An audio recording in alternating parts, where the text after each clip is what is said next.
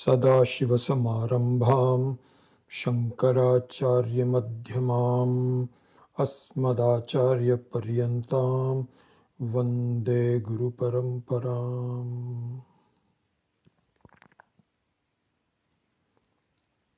ॐ विश्वं दर्पणदृश्यमाननगरी तुल्यं निजान्तर्गतं पश्यनात्मनि मायया बहिर्भूतं यथा निद्रया यत्साक्षात् कुरुते प्रबोधसमये स्वात्मानमेवाद्वयं तस्मै श्रीगुरुमूर्तये नमः। इदं श्रीदक्षिणामूर्तये। ॐ सहना भवतु सहनौ भुनक्तु सह वीर्यङ्करवावहै तेजस्विनावधीतमस्तु मा विद्विषावहै। ॐ शान्ति शान्ति शान्तिः।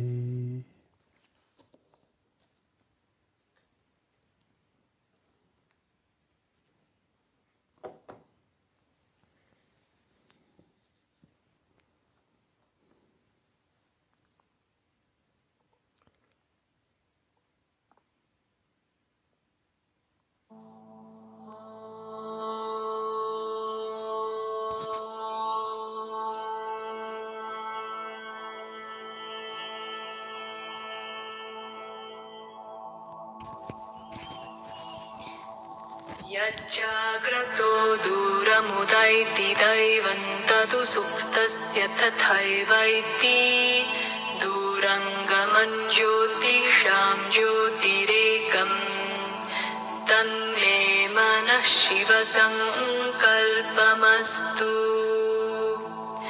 येन कर्माण्यपसो मनीषिणो यज्ञे कृण्वन्ति विदधेषु धीराः यदपूर्वं यक्षमन्तः प्रजानां तन्मे मनः शिवसङ्कल्पमस्तु।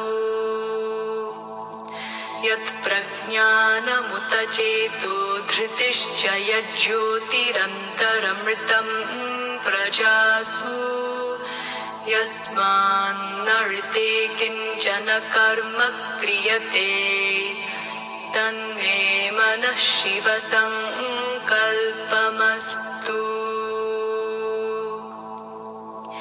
येनेदं भूतं भुवनं भविष्यत् परिगृहीतममृतेन सर्वं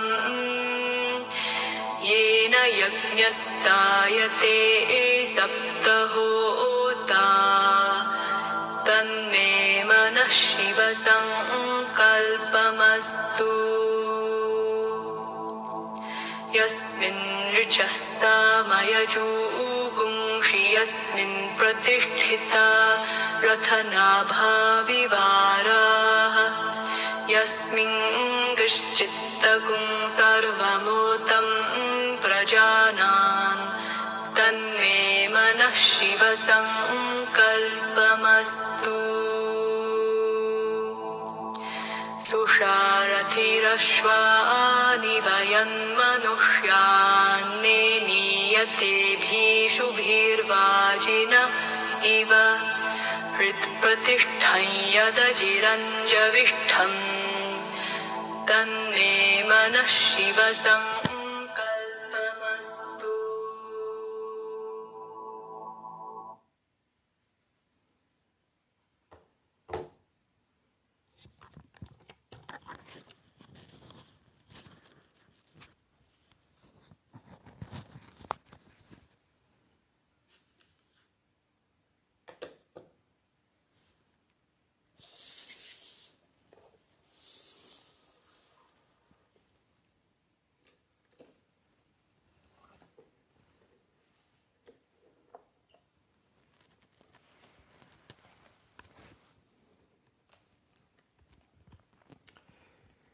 So one thing I would like to suggest to you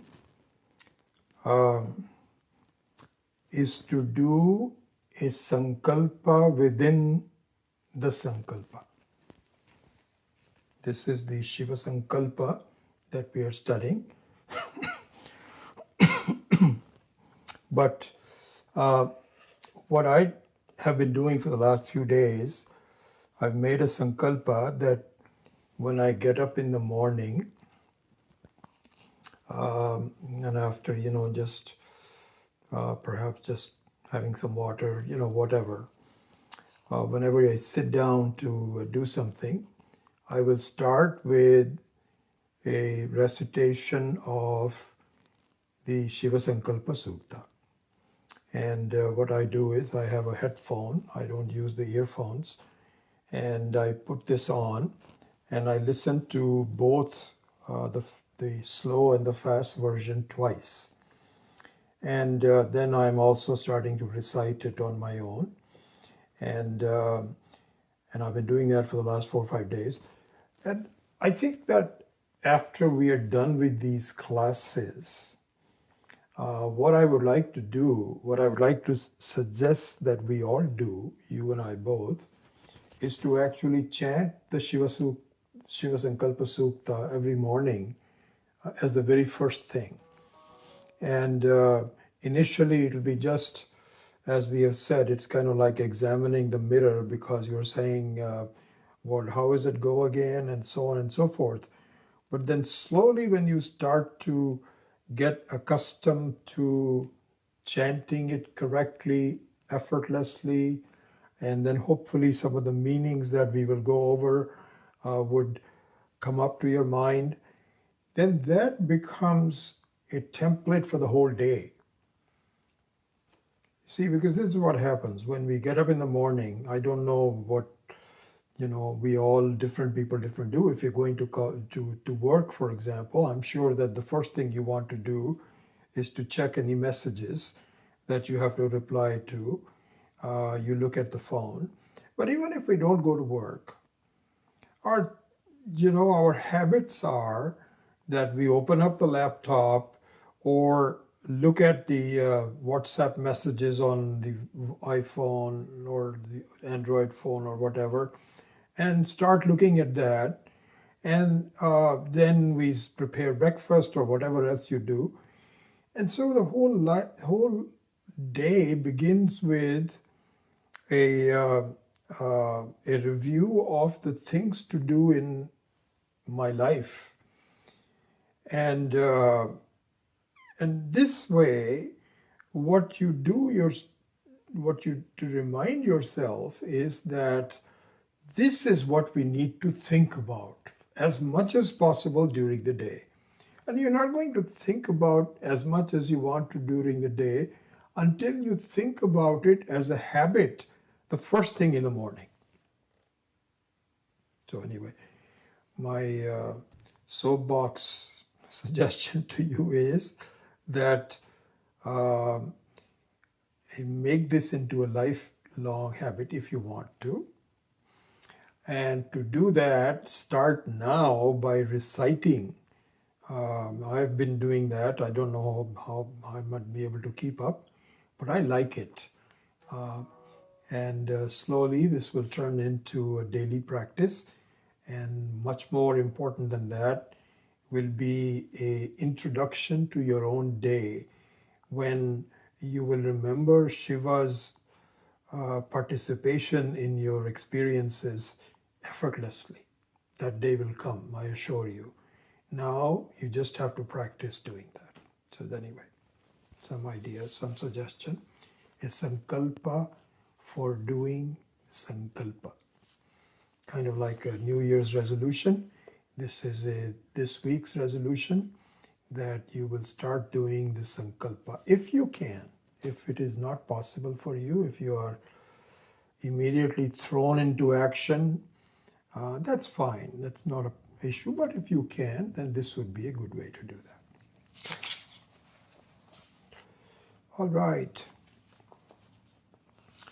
So if you recall, in the last class, what Swami Akhandananda was pointing out is that the basis also called in Sanskritam ayatanam.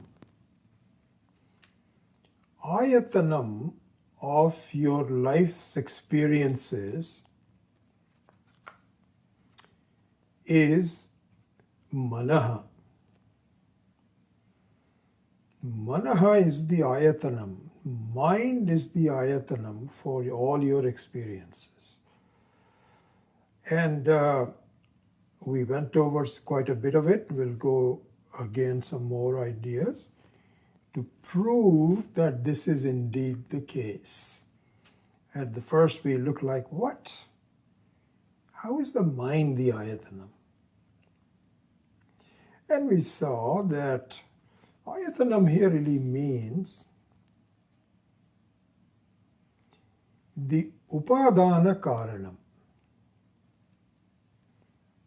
the material cause of your experiences, of the world around you, of all of your thoughts, your conclusions, your sukha dukkha, everything in life. The material cause, what it is made up of. Why? Because it is made up, a thing that it is made, things that are arisen from the material, stay in the material, and dissolve back into the material, clearly shows that whatever that material is the upadana karana. Familiar example, that a shape of a cup or a plate comes out of clay, and while it is still a functional cup or a clay, it is still clay, and it dissolves into the clay. It doesn't go anyplace else. See, if it comes out of one thing and goes into something else, then we cannot rightfully call it as an upadana karanam. But if it comes out of something, stays within it while it is there, and dissolves back into it, then we can say the material in fact is the upadana karana. So therefore the mind, the manaha, is in fact the upadana karanam for all of your experiences. So there we saw there could be a question that one can question that how is it that manaha is the upadana karanam and not the atma? I thought the atma is the upadana karanam. Well, in a sense it is, but not the way we are analyzing it. So ultimately we will see that Atma is the upadana karanam, but not the way we look at things arising, made up of a material, dissolving into the material, not that way. It is another way that it is actually not a karana. It is without a karana, it is the basis. That is the Atma, and we will end this class with understanding how the Atma enters into the picture. But really speaking, in all of the Shastra, Maya Shakti and the Manaha, the mind, is actually an expression of the Maya Shakti. So the Maya is the Upadana Karana. So the Manaha, therefore, is indeed the Upadana Karana. It is the support. This is what we have to see in this Shiva Sankalpa Sukta, in which the mind is being analyzed in detail, beautifully. What we have to see is that the mind actually arises out of all the experiences arises out of the mind and dissolves back into the mind. And mind remains the same.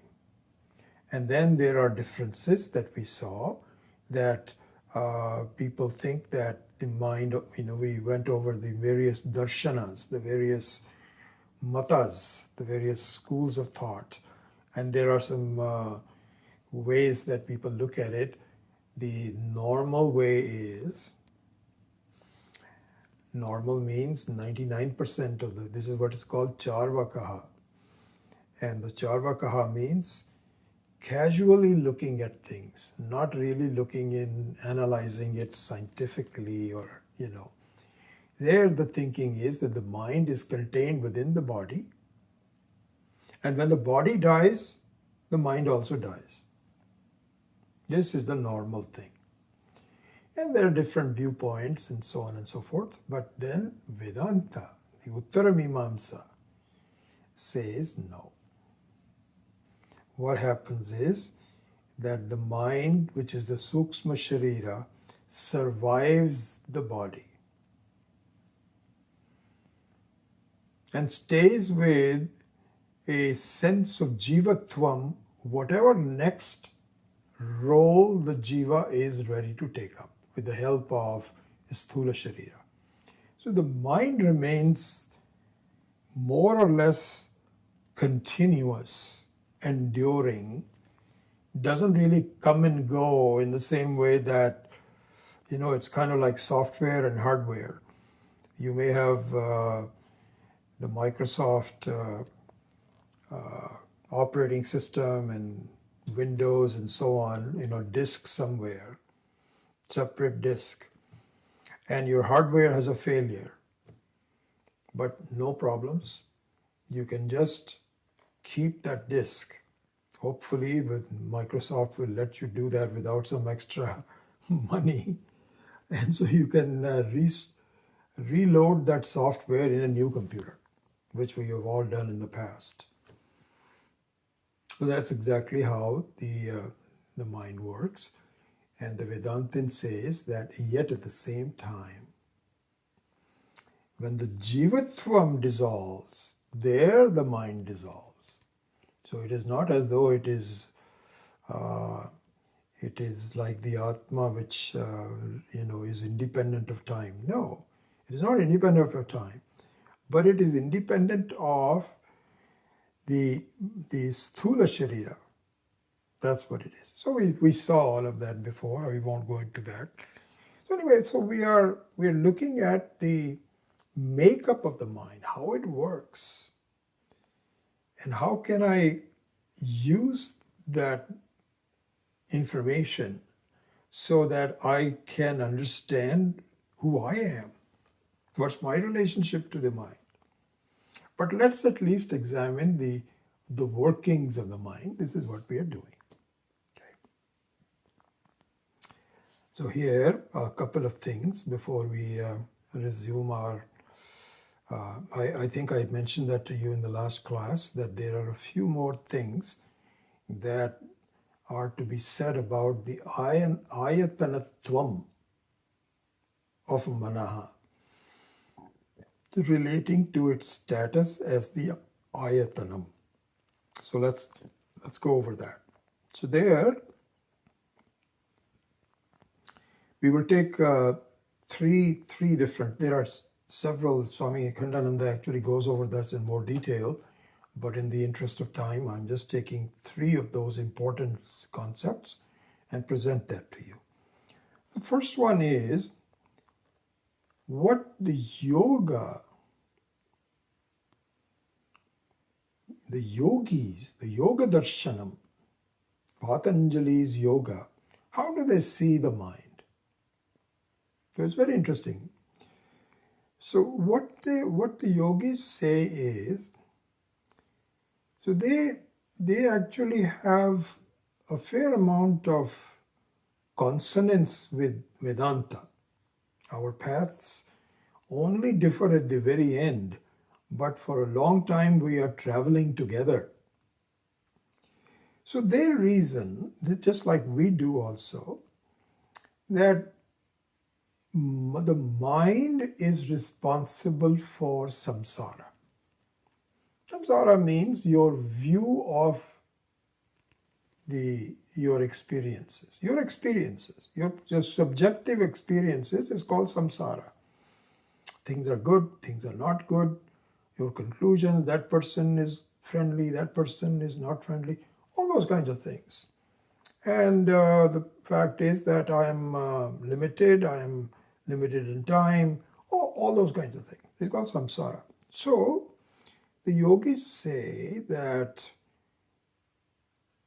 if we analyze, we find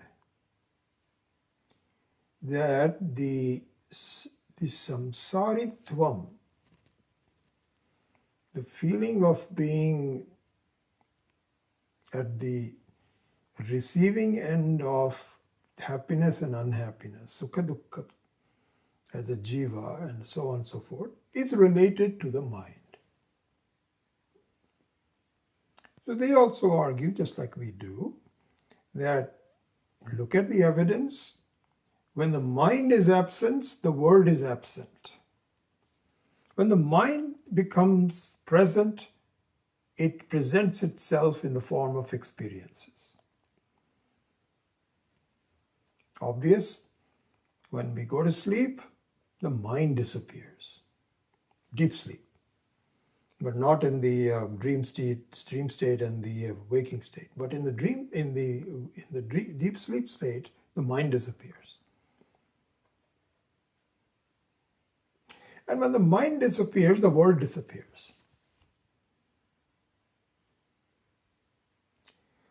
You have to do all of this from your standpoint.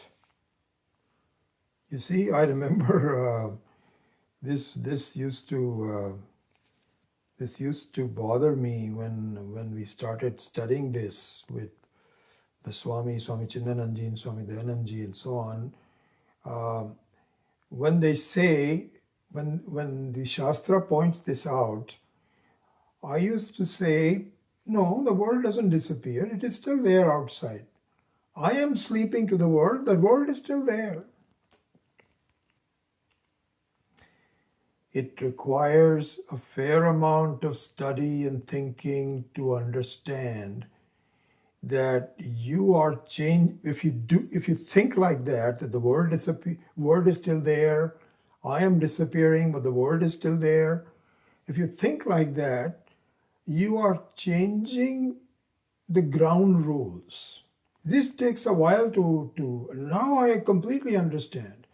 And I think the study with the acharyas have pointed out that, listen, that's not what you should be thinking about. What you should be thinking about, you as a person. So everything should be centric. Don't worry about what happens here or there, and there's a conflict going on. Several wars now have started. All of that. That's not what you want to be. If you want to think about it, that's fine. It's okay. But if your vichara is towards atma vichara, then the standpoint should be yourself. Your fulcrum should be fixed. And you should analyze with a consistent set of rules. And those consistent set of rules are that when your mind, as far as you are concerned, your life, your effect, your causes, your experiences, your conclusions, this is what you should be thinking about. Because ultimately that is what you are doing. You want to really become free. You don't worry about somebody else. That's not your job. You're just mudding it up. I used to do that, and finally I realized, you're right. So the point is that from your standpoint, you should see when the mind disappears, the mind goes to sleep, the world goes to sleep. This is what the yogis also say. So therefore they say, if that is the case, and that is indeed the case, then the way to be free of the pressures of the world, responsibilities of the world, the problems of the world, the worries of your kids, your mother, your friends, your jobs, and so on. All of that beset you during the day. The way to get rid of that is to create samadhi. So all the Ashtanga yoga and so on, as we have been studying, consists of kind of like mimicking what is naturally giving to you through Prakriti, which is the facility for deep sleep. There you don't have to do any samadhi. It is just, all you have to do is to be tired, close your eyes, and pretty soon don't fight it, let it come. When the deep sleep comes, it is automatically a samadhi for you. Or samadhi in the sense that the mind is disappeared. But if you want to do that during the day, lights are on, people are moving around, whatever it is, there is a way to do that. You can mimic it. And that is to slowly take away the thoughts of your mind and empty it. Just like the mind is absent during the sleep, you can also make it absent during samadhi. And you can do it stepwise. So we did that, all the eight one of them. And then savikalpa samadhi, dharana, etc. Then nirvikalpa samadhi. The nirvikalpa samadhi means that the mind has now been completely quietened. And when it is quietened, then you see that you are independent of the world.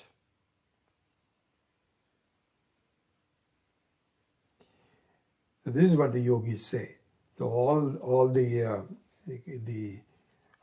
arguments come down to this, that the mind is the problem, and if you control the mind, then you don't worry about any problems of the world. You are in samadhi. So up to that point we kind of agree, as you know, but then our paths go in different ways. Okay, and so we will. I can quickly mention that, but we will come up to our what we say it is later. What we say that is that the samadhi that the yogis talk about and do doesn't finally work. Why doesn't it work? Because just like the absence of the mind in deep sleep does not take away your ignorance of yourself. Who are you? It doesn't take it away. Neither sleep takes it away, nor drinking heavily and being out of it for a while, taking some drugs, having anesthesia. There are various ways to really remove the mind. And one, the most natural one is, the Ishvara has given it to you, it is deep sleep. But it does not remove your self-ignorance. You go to sleep not knowing who you really are, what's happening, not knowing that you are, in fact, independent of the whole world. You are the very basis of the whole world that you don't know. And when you sleep, you stop questioning what your mind is, because the mind is not there. When you get up, when the mind appears, you are just as ignorant of yourself as you were when you were going to sleep. The same thing is true in samadhi, my dear. This is what Shastra says. It's very nice that you are able to command a sleep-like absence of the mind for a while. But similar thing, you are ignorant of yourself before you took the samadhi, and after you come out of the samadhi, you are still ignorant of yourself, because you have not done the job to understand what is the real nature which is not subject to samadhi.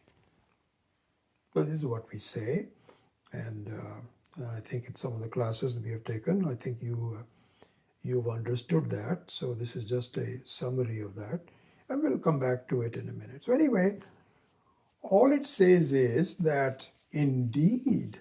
So you see, that's interesting that the yogis also feel that the mind is the ayatanam of the samsara.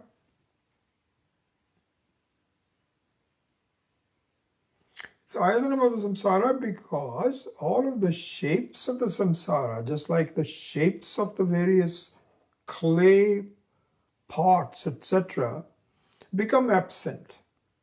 And you get dissolved into the very material which is your mind, and the mind itself is left as nirvikaraha, nirakaraha, and you are free. It appears like that. Doesn't work. Doesn't work. Why? Because you still think of the mind as something different from yourself. Anyway, I will comment on that later on. So anyway, that's all it wanted to prove, that the various matas, they all have a view of the mind as the ayatanam. That's all that wanted to say.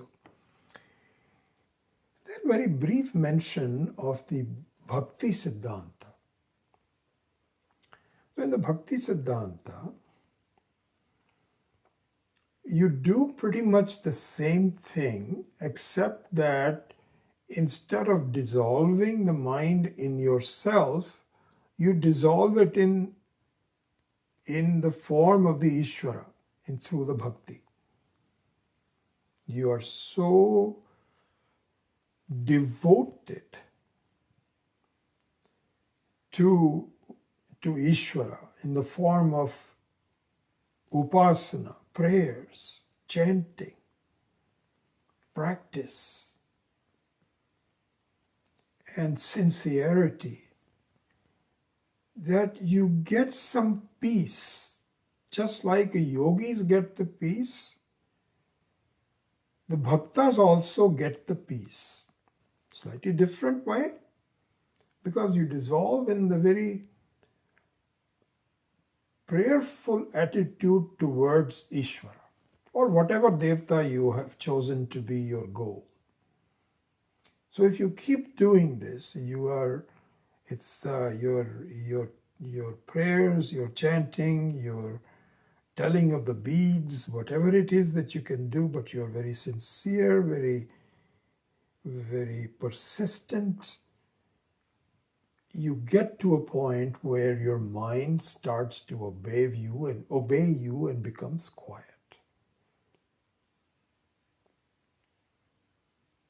But again, it is something like you have to keep doing it. If you stop it, then for a while the effect is there, but the mind comes roaring back again. It's like a flywheel that you have to keep on putting some effort into it. But after a while, when you become quiet and your hand falls down, the flywheel stops, doesn't go anymore. And so the Bhakti Siddhanta also has a kind of a interesting relationship with the mind, and to a large extent it is successful and gives you the hope feeling that I'm going somewhere, but ultimately that also is not really the end. Okay? So now we go into Vedanta. So this is just a summary of the manaha as an ayatanam. We saw all of that. So now we go into Vedanta. So this section of talking about Vedanta here is a little, requires a lot of vichara, and is very subtle and therefore somewhat difficult. Okay? Nevertheless, we have to, this is an advanced class, all the classes that we are teaching, both the Saturday as well as the Tuesday, is after we've had a lot of study. So these are advanced level. So be it. So we'll just tell it the way it is. And then we have to just ease ourselves into it to understand. So this is, so partially it is a goal, partially it is the sadhana, but this is what we have to do. All right, so introduce the Vedantic view of the relationship between the mind and the Atma. What we have to see is the following. So follow this set of insights based on Swami Akhandananda's teachings. So he says that for a long time, the Shastra says that the seer and seen are totally different. You know what? This is what Vedanta points out. Okay, right?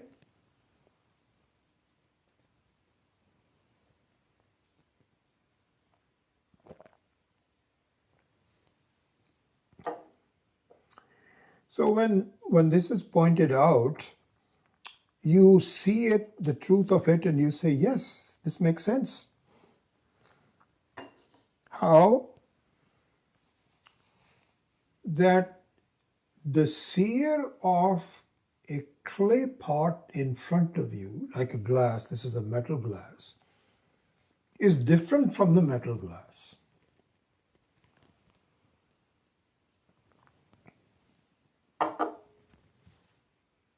I am the seer, and the metal glass of metal, cup of metal, is the seen. The seer is different from the seen. Okay? Now consider how this is really not true. What do you mean by it's not true? So consider this. This is what Swami Akhandananda has so beautifully pointed out. He says the way the whole world has been designed, what is called rachana in Sanskritam. Rachana means it's a work of art. You know, somebody does a painting, it's called a rachana. I mean, it has been presented that way. So the way this whole world is presented, designed by Ishvara, is this. So consider that. Take, for example, any experience, like for example, the experience of smelling something. So as you know that there are 5 Pancha Mahabhutas, and so the earth is endowed with a sense of smell. So the smell of something doesn't come from Akasha. It doesn't come from Vayu. If the Vayu has some smell, it comes from the earth in the Vayu, not the pure Vayu.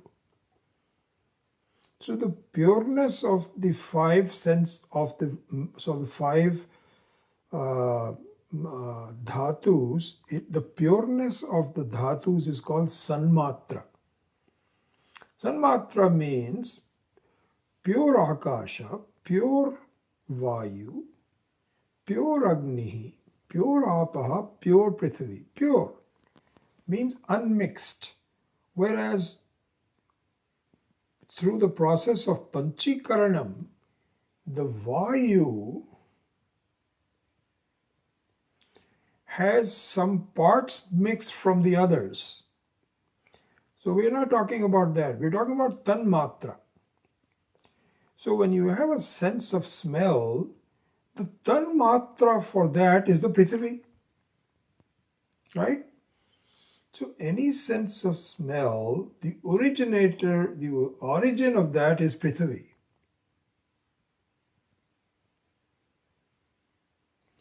So here's the thing.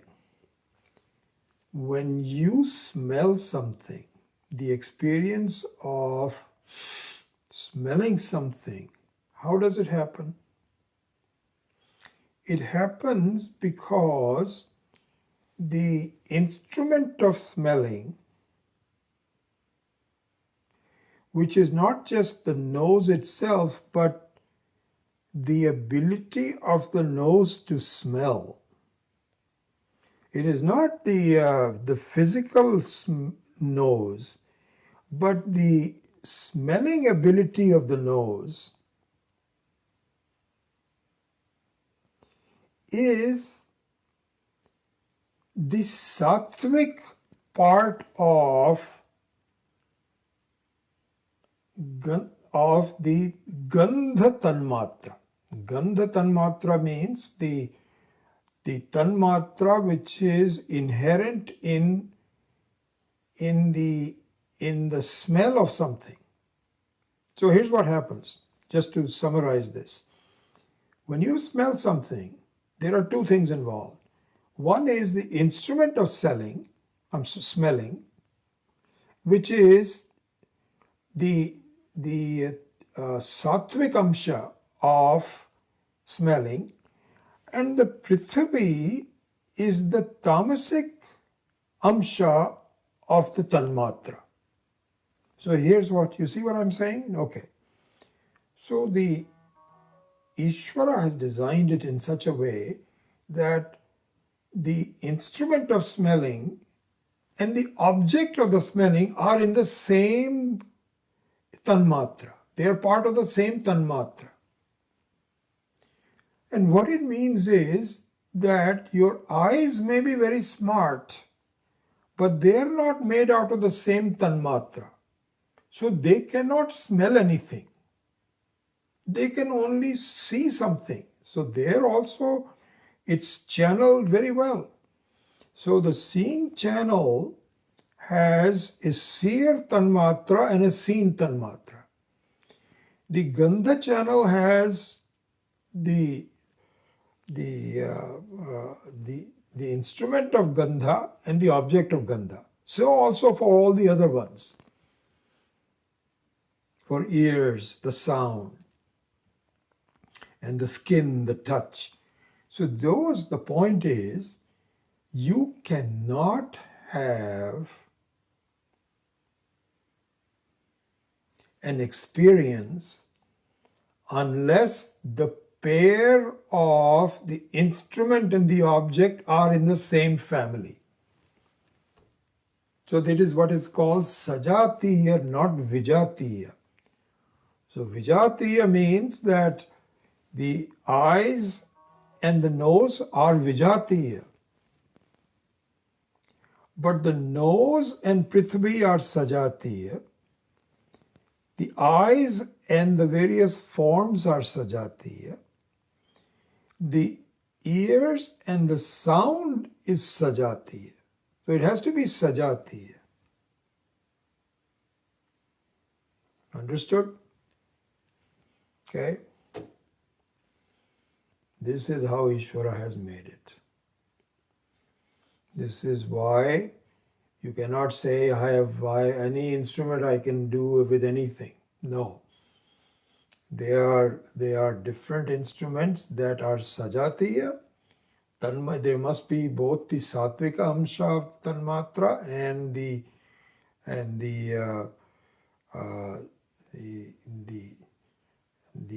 sthula amsha, tamasika amsha, and both of them have to be in the sajatiya. Okay, this is the reasoning. This is how it goes. Now let us apply this to the seer and the seen.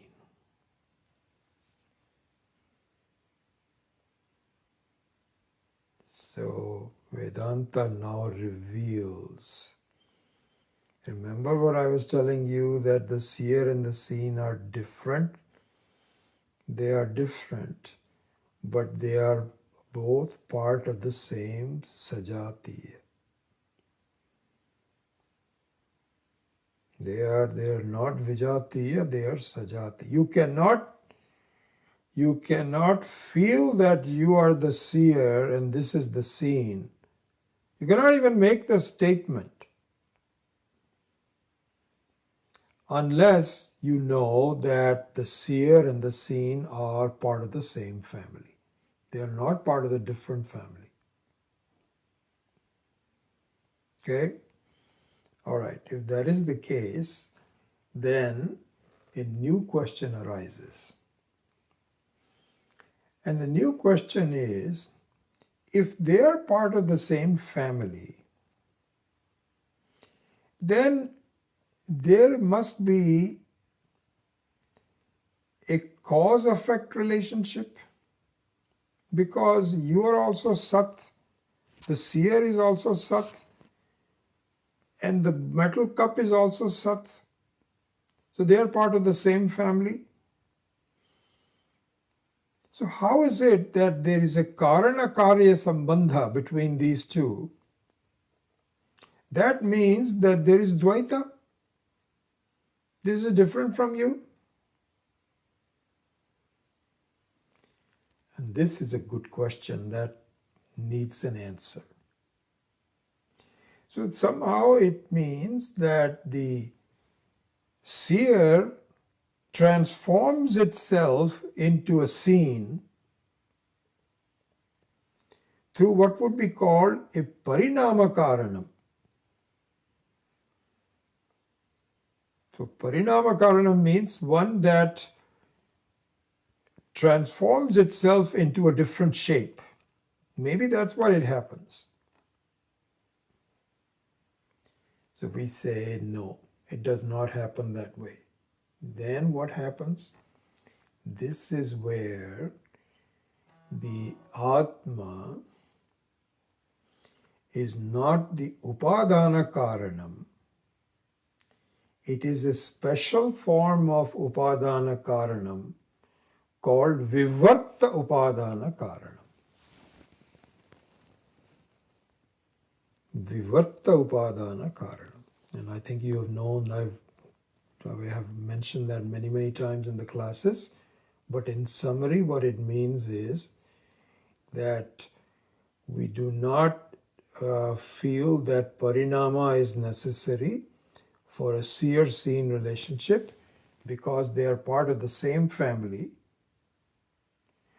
But what will happen is that there is a phenomena where a lump of clay can become a clay cup without losing its own identity. And it's really never changed anyway. It just presents itself in the form of a cup, and the cup is just really Vacharambanam Namadheyam. It doesn't have a reality of its own. The weight of the cup is the weight of the clay. The look of the cup is the look of the clay. It's all clay, clay, clay. But some form is created temporarily, and when it disappears, it goes back to being a clay. So this is what is called Vivarta Upadana Karanam. So therefore, in summary, we say that Manaha is the Upadana Karanam, but not the Vivarta Upadana Karanam. Atma, on the other hand, appears through the Maya Shakti to be the very material, but it never really changes itself. It always remains as Asangaha, Asangaha, Asangaha. So in terms of the analysis of Manaha and how the connection to the Atma is, the understanding of the Vivarta Upadana Karanam is crucial. And at first we don't, we may sort of understand it to a certain degree, but when we begin to really implement that in our life, it takes a little while, and then, but this is the truth, that the Atma is asanga, there's absolutely no changes to it. Because, why? Because it is the vivarta upadana karana. So in the case of a clay, it always remains clay. There is no pragabhava, no pradvamsa abhava, no prior non-existence, no posterior non-existence. It is existence, existence, existence. And in fact, what we say is that this is a very funny equation, because in the case of the clay and the pot, the clay is independent of the pot, but the pot is not independent of the clay.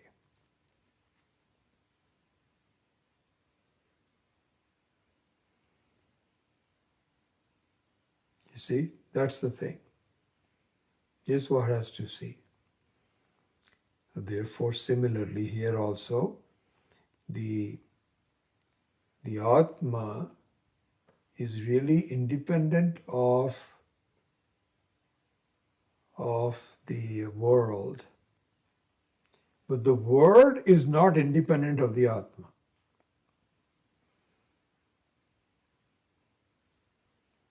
There is, for you and I individually, as we were talking about the fulcrum and the focus, that point,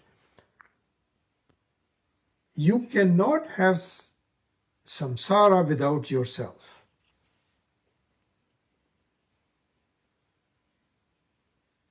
You need to have the light of the Atma in order to light up the scene in front of you.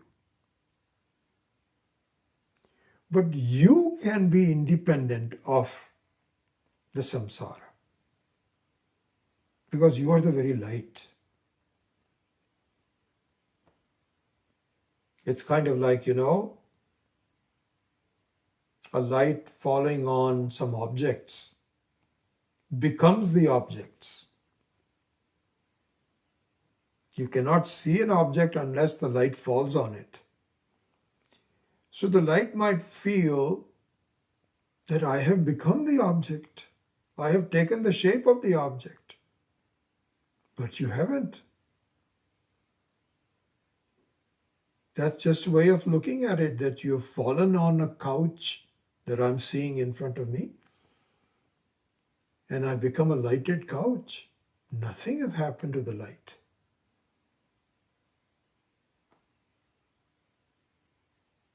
In fact, this is a very important thing that we will be seeing later. In fact, we can go over some of that. What time is it? 8:53. So keep that thought in mind, and I will cover that in a minute.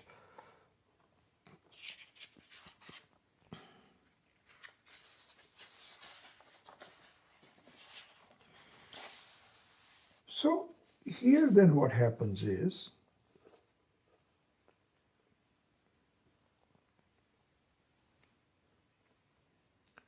that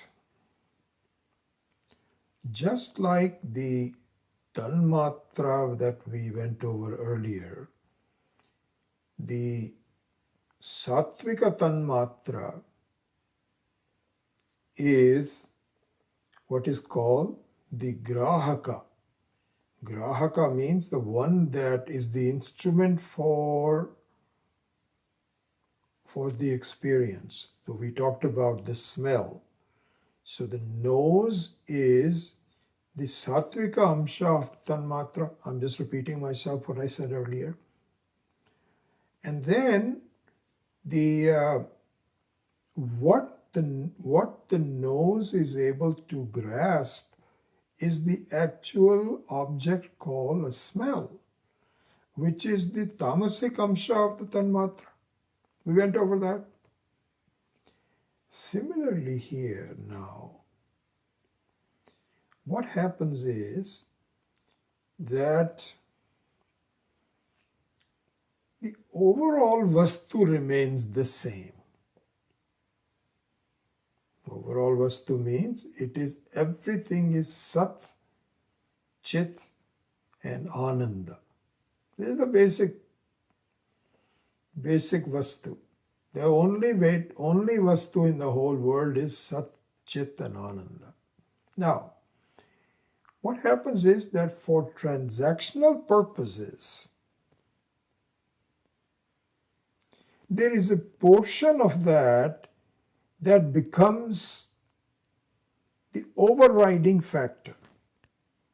Like, for instance, the satta amsha of the Satchidanandas,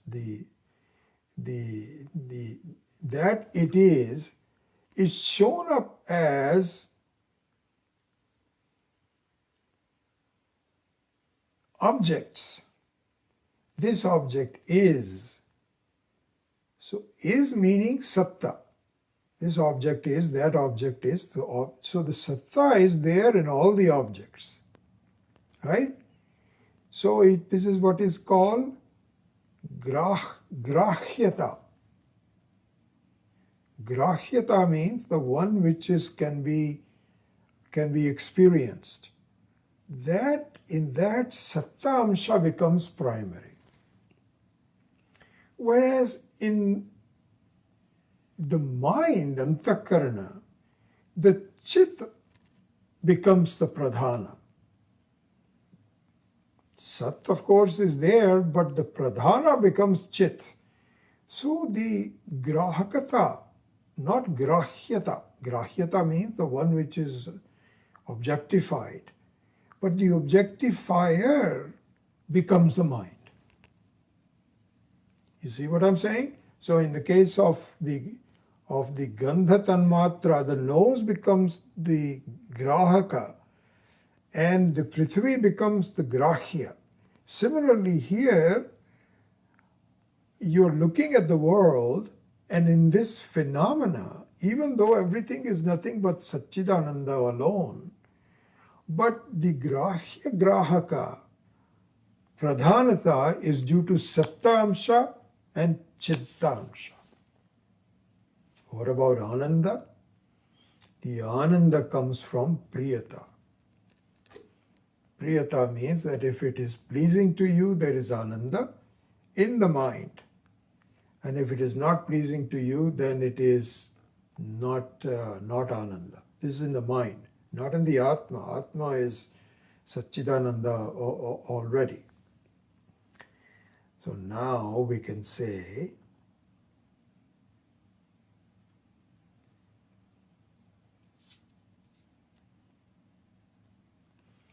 so this is what I was saying when I was postponing it, and I'm saying I will say that later. This is a very important thing, by the way.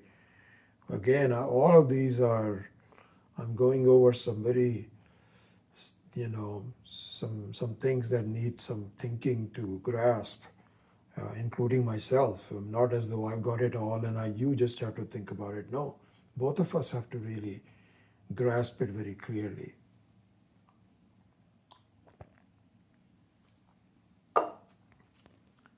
So this is, what I'm now going to tell you is something which will appear where we're going to the very important concept that we will solidify as time goes on, both in this class, but more importantly in the Mandukya Karika class. So this concept is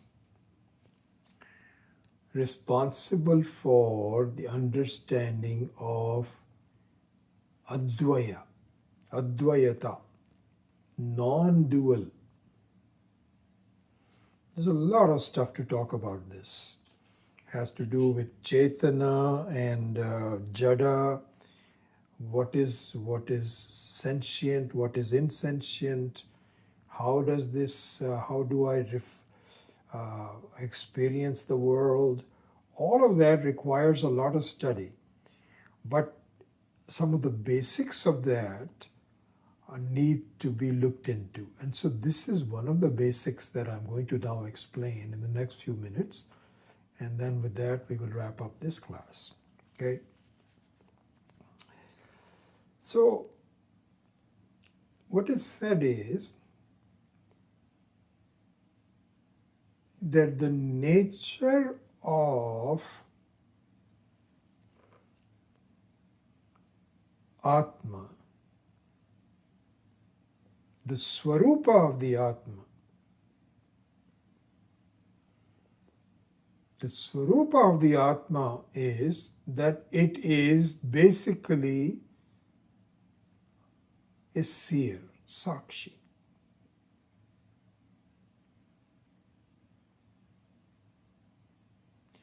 Now, the Sakshitvam of the Atma is not borrowed from anyone, not imported from any place. It is yourself. It is not a quality. It's not as though you are a vastu, what is called a dravya in Sanskritam. You're not an entity, or just call it in English entity. You're not an entity that has the seerness as a quality. You see, this is worth thinking about it that way. Like, for example, we say a red rose.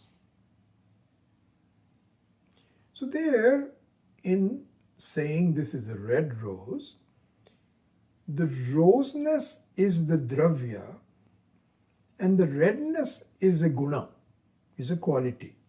Because it's very possible that if you put it out in the sun, then the redness can go, but the dravya stays.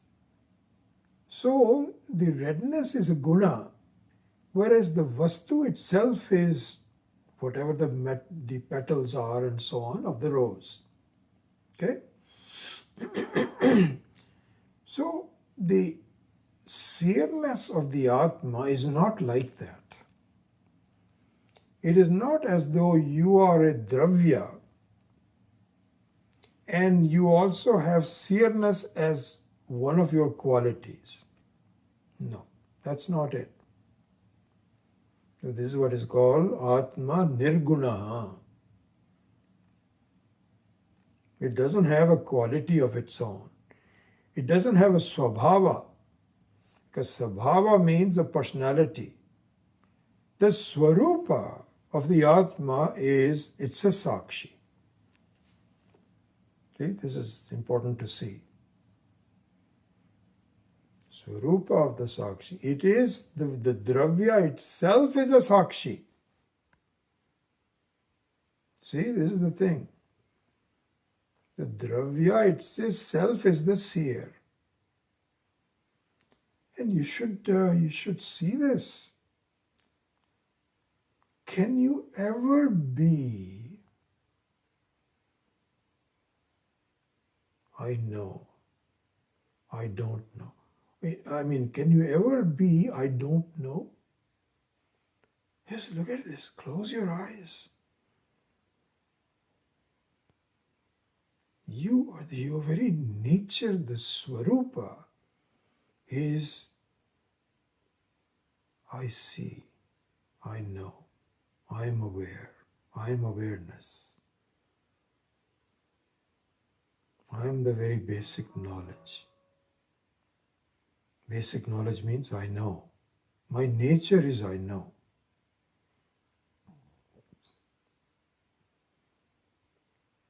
Can you even disprove this? You know, it's very somebody says, no, this is not true. My nature is not I know. Okay, your nature is not I know. Then what is it? I don't know. You're saying your nature is I don't know? Yep, could be I don't know. The question is, how do you know that you don't know? Even if you pretend, no, you know what? I'm not sure. I'm not sure. How do you know you're not sure? Well, I don't know. How do you know you don't know? So the fact is, you know that you don't know. You know that you have a doubt. You don't know what it is. You know you are the very Swarupa. See that? And you can never, the only thing you can possibly say is that when I die, that I will not be known. But that is a conjecture. We're talking about facts. Let's deal with facts. Can you ever not be aware, not know? This is what is called Sat. Sat means that you cannot dismiss it. Trikala bhi, trikala kale pi abhaditaha.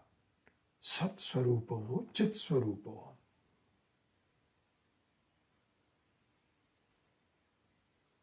And are you ever chit swarupo ham, within a limit? Are there any conditions to it? You cannot say that, inside the house I'm a seer, outside the house I'd become a non-seer. Nonsense. Daytime I'm a seer, and nighttime I'm not a seer. Nonsense.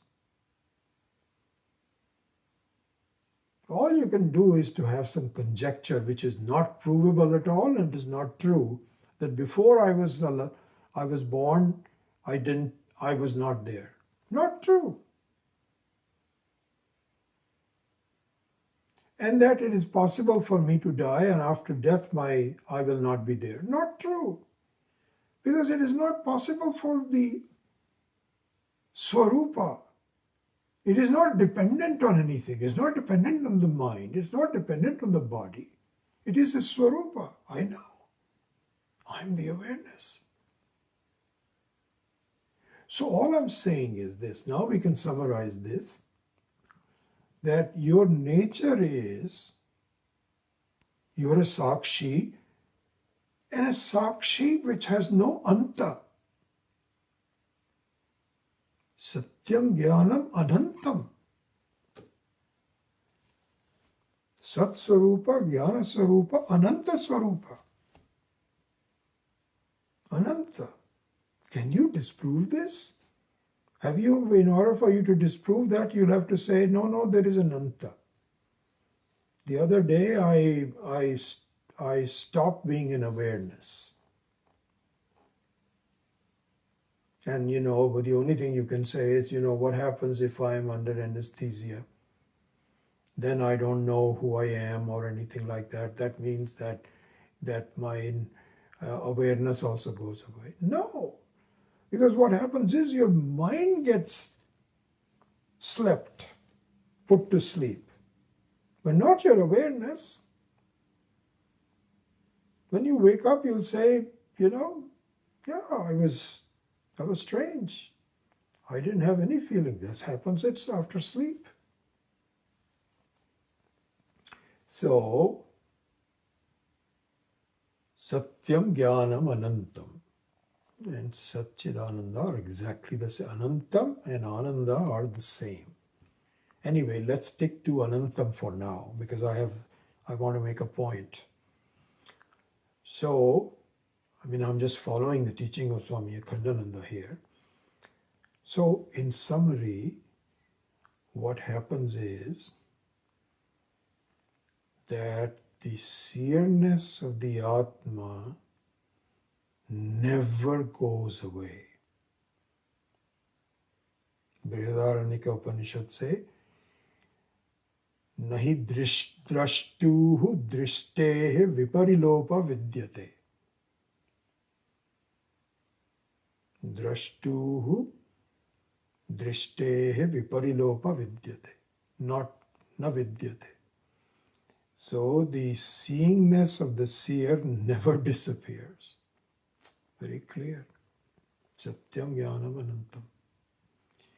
So if that is the case, so let's go to the next step, the last step actually, a very important step. Because I think that what I was telling you is that this way of looking at it, which was really, anyway, let's not talk about what I went through and all that.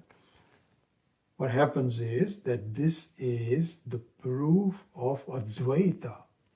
This is the proof of the Advaita. So you have a seer-seen relationship, they are part of the same family, and you are seeing something which is you because it is your reflection. So you or your reflection are not two things. This is what it proves. How it proves it is like this. So we went back, I am the Sakshi and Ananta Sakshi, right? Swarupa is, my Swarupa is that of seeingness. I can never get rid of that. Never. No matter what I do, move my head, bang it, anything, I am the very Swarupa. And Ananta Swarupa. If I am the Ananta Swarupa, that means if I am seeing something and I don't know that this is my own, if there is a confusion about what I'm seeing, then I take myself to be a limited seer. You see, this is the problem that occurs. That I withdraw my seeingness and enclose it in this body, and therefore I create a border between drishya and drik. When in fact, what I'm seeing is also nothing but myself. It is the seer itself. And so there is no dvaita between the seer and seen. It is really the seer itself that looks at itself as though in a kind of a mirror and sees something else, when in fact it is not. This is where what we have to aspire to. But anyway, in this is not something that we can immediately say, okay, yeah, I'm done. If you are done, then you don't have to come to the next class. That's it, you're done. But we may not be done yet, but the seed of that understanding is this idea of the fact that both drik and the drishya are the same. Sajatiya, it is not vijatiya. This is an important concept that we must grasp and hold on to as we proceed further in the analysis. Okay.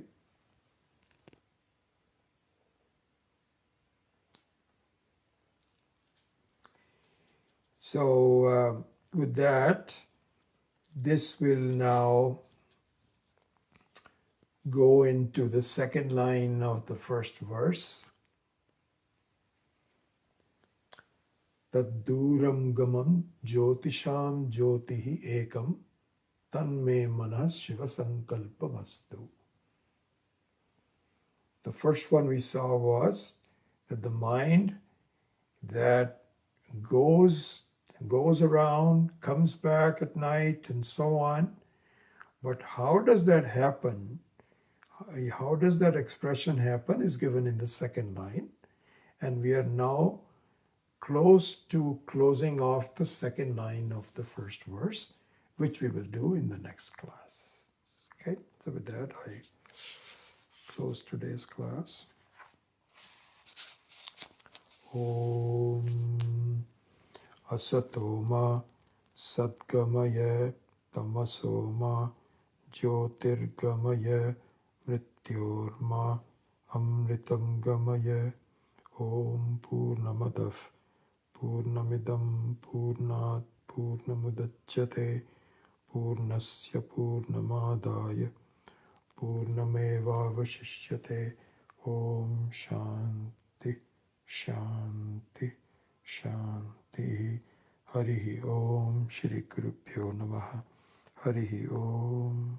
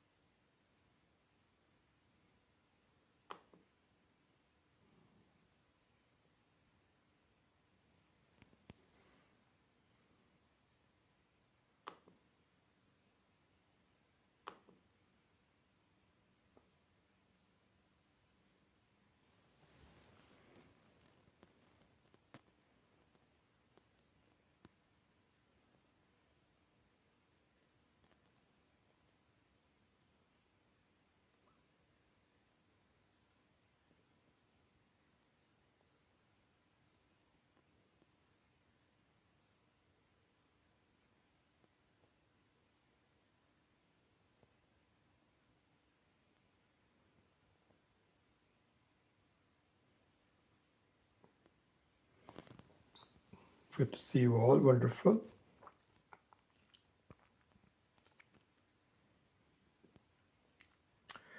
I forgot to, I actually brought this book for a purpose. There was one verse here which I didn't get a chance to chant, which is from, and it says, Yatha sutrena prabaddha shauknihi disham disham patitvat anyatra ayatanam alabdhvat sabbandhameva as upashrayate. So this will come in the next class. But I wasn't sure which Upanishad it was from. I had heard of that before. So I looked it up, and this is a book that if you are a serious student and if you want to look at the various sources of texts, it's a very beautiful book to have. It is called A Concordance to the Principal Upanishads and Bhagavad Gita by Colonel G.A. Jacob. It's a very famous book. I've had it for about 40 years. And I had to refer to it today because what it does is it tells you which Upanishad gave this. And so I had to go to the Sutrena, and it shows there Chandogya, chapter 6, verse number 8. So it's something that if you want to ever see what the sources of the various texts is, you may want to look into that. It's up to you. All right, so with that I'll take your leave and hopefully I'll see you next week. Hari Om.